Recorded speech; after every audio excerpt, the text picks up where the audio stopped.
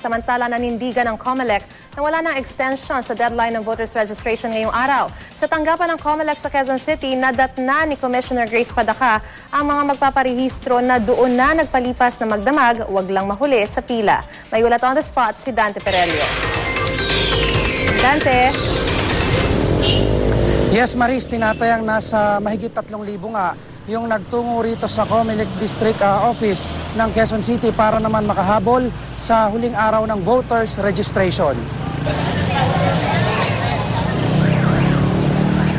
Nagpalipas na ng magdamag ang mga magpaparehistro dito sa COMELEC District sa Quezon City para lamang siguraduhin na makakaboto sila sa 2013. Nagbaon na sila ng pagkain at matutulugan, huwag lang mahuli sa pila.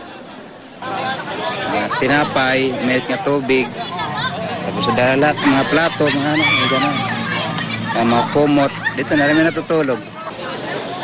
Kung di mga first-time voter, mga nagpa-change address ang humabol sa pagpaparehistro.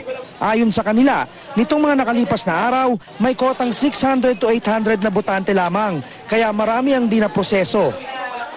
Pangalawa po. Anong nangyari? Yung una po, na-cut off din po kami. Alas 12 na po nag-cut off. Tapos po yung, ngayon na lang po ako nakabalik. Sana po bigyan ng extension ng kung 1,000, gawin 1,000. Then kung saan ang last, bigyan ng numero, di ba ho? Hindi yung mga araw ho naman, siyempre, yung mga tao nakapila gumigising ng madaling araw. Yung iba dito natutulog.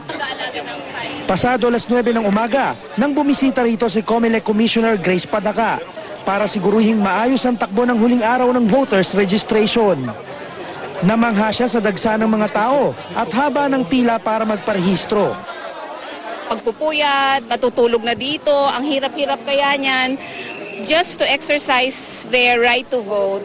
Ang gandang-gandang katangian yun ng Pilipino, kaya lang merong ibang kasama yun dapat. Bago ka makaboto, magrehistro ka. At kung may panahon para magrehistro, doon ka pumunta para hindi ka maghirap ng ganito. Hindi naman kailangan mong pagdaanan ng ganito kung alam mo lang sumunod sa batas. Pero nanindigan ng COMELEC na wala ng extension ng registration. Malabo rin daw mapagbigyan ng hiling nila na mairehistro ang lahat ng nasa pila. Ang problema sa kanila, we have been conducting satellite registrations in barangay level. We have registrations on Saturdays and holidays, and yet punta pa rin sa last days natin. So I think it's about time na matuto na rin ang ating mga kababayan. Pag sinabing registration, every time namin mag-18, pumunta na sila kasi meron tayong continuing registration under Republic Act 8189.